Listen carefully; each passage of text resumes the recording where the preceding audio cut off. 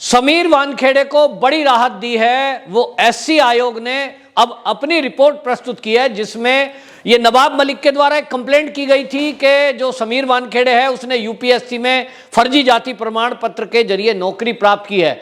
और इसको लेकर महाराष्ट्र के जो नवाब मलिक मंत्री हैं उद्धव सरकार में, बाकायदा उन्होंने प्रेस कॉन्फ्रेंस की थी और प्रेस कॉन्फ्रेंस करके ये सीधा आरोप लगाया था कि समीर वानखेड़े उसने जाति छुपाई है और वो महार जाति का नहीं है और वो तो मुस्लिम है। और इस पर लेकर के उन्होंने यहां तक कह दिया था कि स्कूल में जो सर्टिफिकेट है उसमें भी वो मुस्लिम है और जाति प्रमाण पत्र के आधार पर जो उसने आगे की पढ़ाई की हायर एजुकेशन, उसमें भी प्रमाण पत्र गलत लगाया, यूपीएससी एग्जाम में भी गलत लगाया। और उसने उस बेस पर कहा था नवाब मलिक ने कि इनको तत्काल नौकरी से निकालना चाहिए क्योंकि सर्टिफिकेट फर्जी है। इसको लेकर समीर वानखेड़े ने दावा किया था और यह कहा था कि मेरा एक भी प्रमाण पत्र फर्जी नहीं है, मेरा जन्म जिस परिवार में हुआ ज्ञानदेव वानखेड़े वो महार जाति के हैं मेरे पिता, और उसी वजह से जाति का प्रमाण पत्र बना है, उसी के आधार पर नौकरी प्राप्त की है।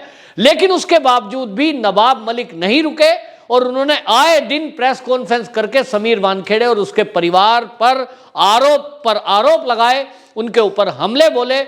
इसको लेकर जो समीर वानखेड़े के पिता हैं ज्ञानदेव वानखेड़े, वो भी कोर्ट गए और उन्होंने हाई कोर्ट से बाकायदा ये कहा कि ये जिस तरह की आपत्तिजनक बातें नवाब मलिक कर रहे हैं, जिस तरह के आरोप लगा रहे हैं, उससे उनके परिवार को मानहानि हुई है, उनको क्षति पहुंची है, उनका अपमान हुआ है।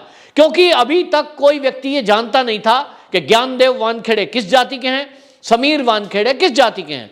समीर वानखेड़े को जाना जाता था एक ईमानदार अफसर के तौर पर।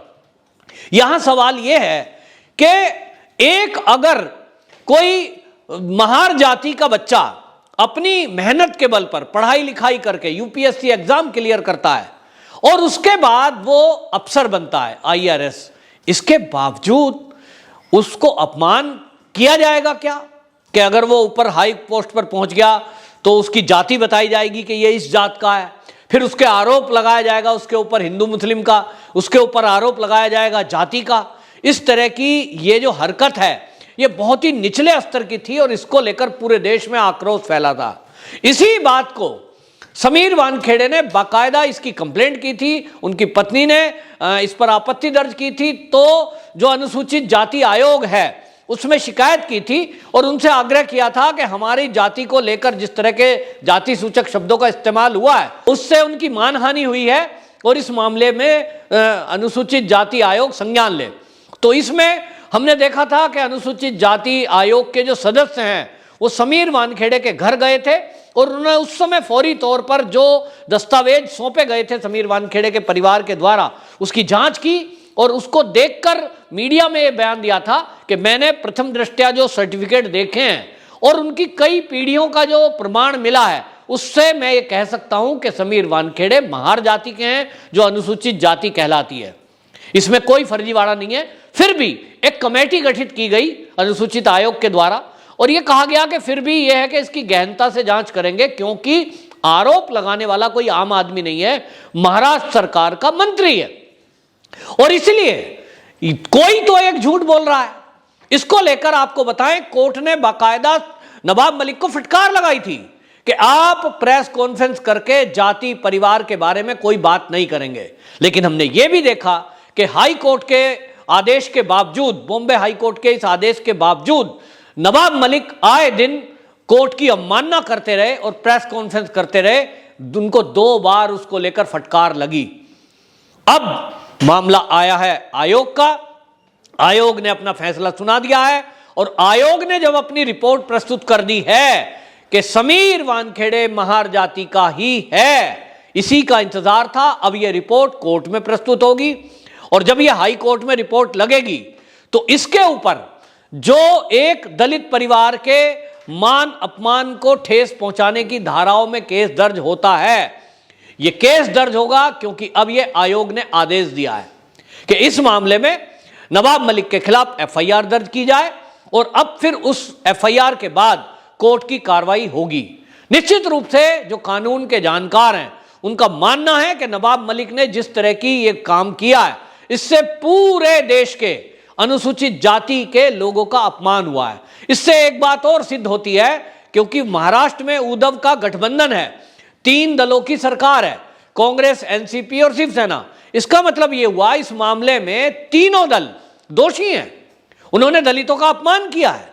और इस मामले को लेकर आप देखें कि जिस तरह से कांग्रेस वहां सत्ता में है, शामिल है महाराष्ट्र सरकार में, और वो पूरे देश में दलितों की राजनीति करती है। कहीं जरा दलित नाम आ जाए तो वो तुरंत गिद्ध की तरह वहां पहुंचकर उस राजनीति को करने के लिए सबसे पहले दौड़ते हैं, वोट चाहिए।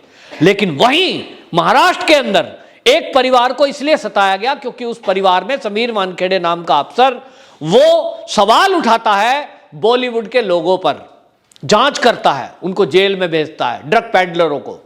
शायद ये गठबंधन जो है, जो 3 दलों का गठबंधन महाराष्ट्र सरकार में है, यही गठबंधन कहीं नशाखोरों के साथ भी तो नहीं है नेताओं का, यह एक सवाल था।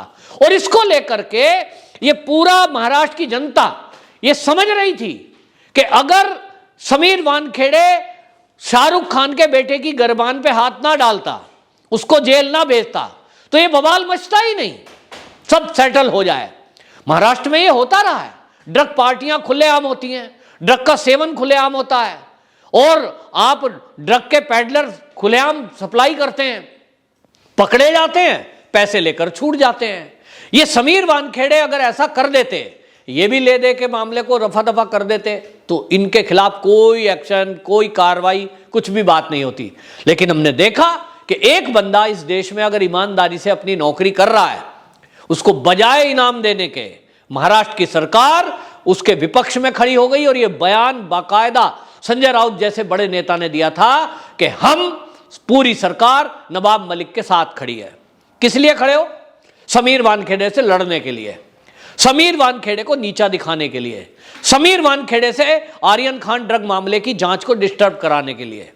क्या यह सरकार का काम है कि एक चुनी हुई सरकार उनके प्रदेश में यदि एक अफसर अपनी जान हथेली पर लेकर ड्रग के पैडलरों को पकड़ता है, ड्रग माफियाओं पर कार्रवाई कर रहा है, तो आप उसको परेशान करो? अच्छा तो यह होता कि महाराष्ट्र की पूरी सरकार नवाब मलिक को कहती कि आप बयानबाजी बंद करिए, समीर वानखेड़े जो काम कर रहा है उसको करने दीजिए, आर्यन खान यदि दोषी होगा तो ये तो न्यायपालिका तय करेगी ना, और अगर वो निर्दोष है तो कोर्ट छोड़ देगी। लेकिन अगर वो 1 महीना लगभग जेल में बंद रहा, इसका मतलब कोर्ट ने कुछ ना कुछ तथ्य देखे, कोई कानून ऐसा था जिसके कारण ड्रग उसके पास मिली या उससे चैट मिली, उसके कारण से वो जेल गया। लेकिन जिस तरह की कार्रवाई, जिस तरह की बयानबाजी, जिस तरह के आए दिन प्रेस कॉन्फ्रेंस करके समीर वानखेड़े के परिवार को नवाब मलिक ने घेरा, ये खाली नवाब मलिक नहीं था, इसके पीछे पूरी सरकार थी।